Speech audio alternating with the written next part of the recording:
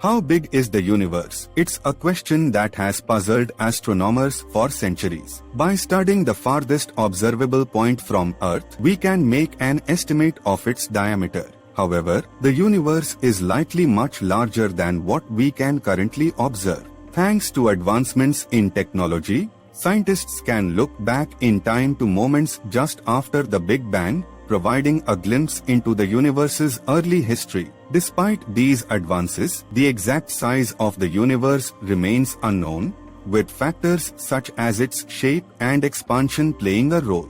In 2013, the European Space Agency's Planck space mission released a detailed map of the universe's oldest light, revealing that it is 13.8 billion years old. With this information, scientists continue to unravel the mysteries of the universe, shedding light on its vastness and complexity.